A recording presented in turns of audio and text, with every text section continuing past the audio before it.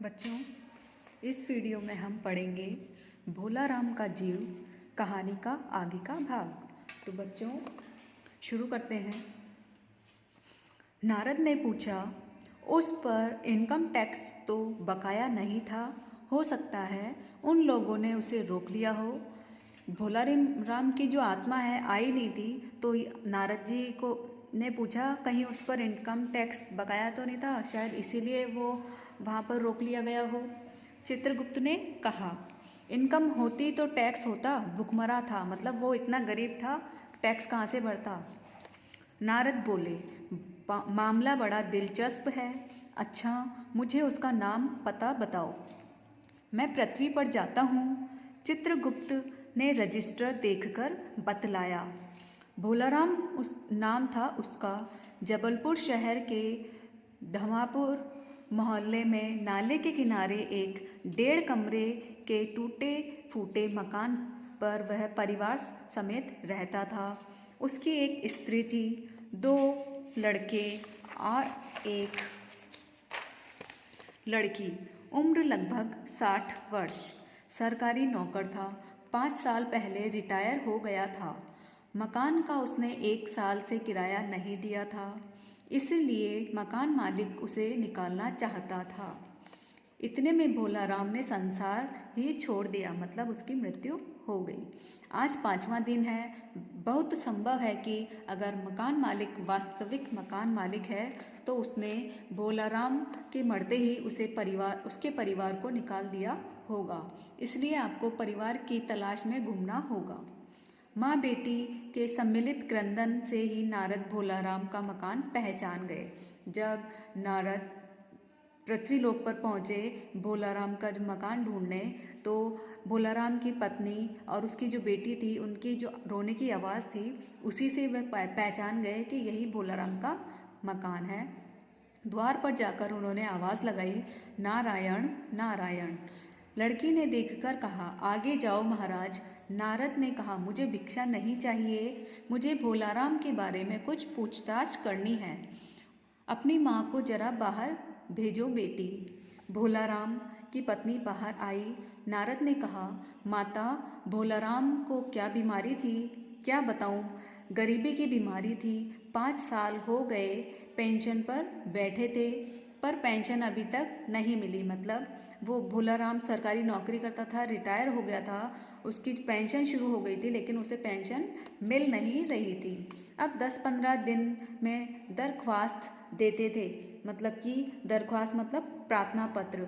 उसकी पेंशन नहीं आ रही थी, इसलिए हर 10-15 दिन में वो पेंशन ऑफिस में जाके प्रार्थना पत्र देते थे, पर वहाँ से जवाब नहीं आता था, और आता तो यही कि तुम्हारी पेंशन के मामले पर विचार हो रहा है। इन 5 सालों में सब गहने बेचकर हम लोग खा गए, फिर बर्तन बिके, अब कुछ नहीं बचा। फाके होने लगे थे, मतलब कि इतनी कंगाली हो गई थी कि खाने को भी कुछ नहीं था, भूखे सोते थे वो लोग। चिंता में घुलते घुलते और भूखे मरते मरते उन्होंने दम तोड़ दिया। नारद ने कहा, क्या करोगी माँ? उनकी इतनी ही उम्र थी, मतलब उनकी बेटी बोल रही है कि उनकी उम्र ही इतनी थी पिताजी की जो चले गए हैं। ऐसा मत कहो महाराज, उम्र तो बहुत थी। 50-60 रुपया महीना पेंशन मिलती तो कुछ और काम कर कहीं करके गुजारा हो जाता, पर क्या करें, 5 साल नौकरी से बैठे हो गए और अभी तक एक कौड़ी नहीं मिली। दुख की कथा सुनने की फुर्सत नारद को भी नहीं। वे अपने मुद्दे पर आए। माँ, यह बताओ कि यहाँ किसी से उनका विशेष प्रेम था जिसमें उनका जी लगा हो? पत्नी बोली, लगाव तो महाराज बाल बच्चों से होता है, नहीं परिवार के बाहर भी हो सकता है। मेरा मतलब है कोई स्त्री। स्त्री ने गुर्राकर नारद की ओर देखा। बको मत महाराज, साधु हो, कोई लुच्चे लफंगे नहीं हो। जिंदगी भर उन्होंने किसी दूसरी स्त्री को आंख उठाकर नहीं देखा। नारद हंसकर बोले, हाँ, तुम्हारा सोचना भी ठीक है, यही ब्रह्म अच्छी गृहस्थी का आधार है। अच्छा माता, मैं चला। व्यंग्य समझते ही असमर्थता ने नारद को सती के क्रोध की ज्वाला से बचा लिया।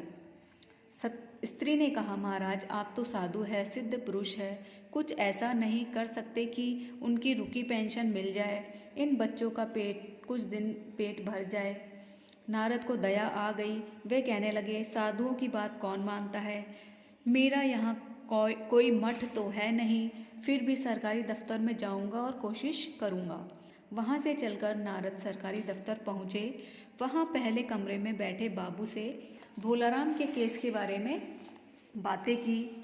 उस बाबू ने उन्हें ध्यानपूर्वक देखा और बोला, भोलाराम ने दरख्वास्तें तो भेजी थी, पर उन पर वजन नहीं रखा था, इसलिए कहीं उड़ गई होगी। यहाँ पर वजन का मतलब है रिश्वत।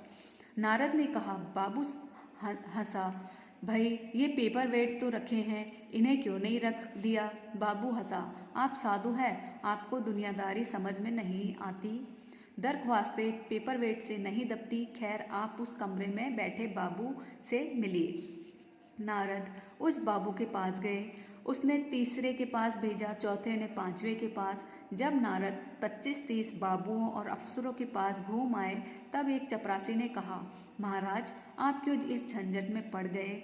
आप यहाँ साल भर भी चक्कर लगाते रहे तो भी काम नहीं होगा। आप तो सीधा बड़े साहब से मिलिए, उन्हें खुश कर लिया तो अभी काम हो जाएगा। नारद बड़े साहब के कमरे में पहुँचे। वहाँ चपरासी ऊँघ रहे थे, इसलिए उन्हें किसी ने छेड़ा नहीं। उन्हें एकदम विजिटिंग कार्ड के बिना आया देख साहब नाराज हुए। मतलब वो बिना किसी की इजाज़त के वहीं चल गए।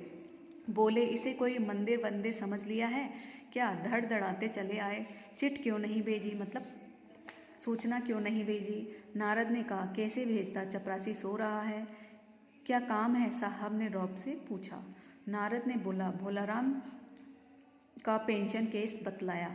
साहब बोले, आप हैं बैरागी, दफ्तरों के रीति रिवाज नहीं जानते। असल में भोलाराम ने गलती की। भाई यह भी मंदिर है, यहाँ भी दान पुण्य करना पड़ता है, भेंट चढ़ानी पड़ती है। आप भोलाराम के आत्मीय मालूम होते हैं, मतलब कि उसके अच्छा भला चाहने वाले। भोलाराम की दरख्वास्तें उड़ रही है, उन पर वजन रखिए।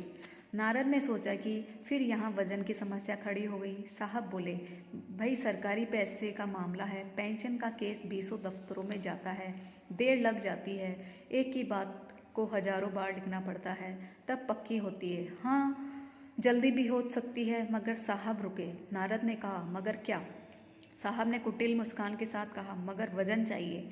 आप समझे नहीं, जैसे आपकी ये सुंदर वीणा, इसका भी वजन भोलाराम की दरख्वास्त पर रखा जा सकता है। मेरी लड़की गाना सीखती है, यह मैं उसे दे दूंगा। साधु संतों की वीणा के अच्छे स्वर निकलते हैं। लड़की जल्दी संगीत सीख गई तो शादी हो जाएगी। नारद अपनी वीणा छीनते देख घबराए, पर फिर संभल कर उन्होंने वीणा टेबल पर रख कर कहा, लीजिए अब जरा जल्दी उसकी पेंशन का ऑर्डर निकाल दीजिए। साहब ने प्रसन्नता से उन्हें कुर्सी दी, वीणा को एक कोने में रखा और घंटी बजाई। चपरासी हाजिर हुआ। साहब ने हुक्म दिया, बड़े बाबू से भोलाराम के केस की फाइल लाओ। थोड़ी देर बाद चपरासी भोलाराम की फाइल लेकर आया। उसमें पेंशन के कागज भी थे। साहब ने फाइल पर नाम देखा, निश्चित करने के लिए पूछा, क्या नाम बताया साधु जी आपने। नारद समझे कि ऊंचा सुनता है, इसलिए जोर से बोले, भोलाराम। सहसा फाइल में से आवाज़ आई, कौन पुकार रहा है मुझे, पोस्टमैन है क्या, पेंशन का ऑर्डर आ गया क्या।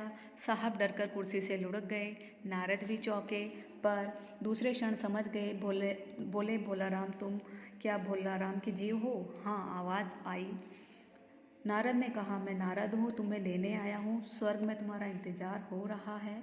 आवाज़ आई, मुझे नहीं जाना, मैं तो पेंशन की दरख्वास्तों में अटका हूँ, अब वही मेरा मन लगा है, मैं दरख्वास्तों को छोड़कर नहीं आ सकता। मतलब जो भोलाराम मर गया था उसका जीव पेंशन में ही अटका था, क्योंकि परिवार का पालन पोषण उसी से होता, परंतु सरकारी अव्यवस्था के कारण 5 वर्षों तक उसकी पेंशन भी नहीं आई थी, और इसी वजह से मरने के बाद भी उसका मन वहीं लटका था।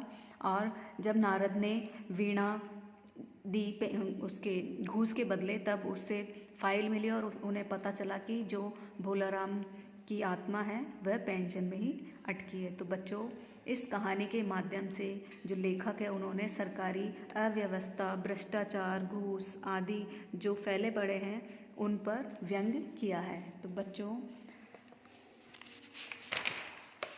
पाठ 7 भोलाराम का जीव कहानी समाप्त होती है यहीं पर।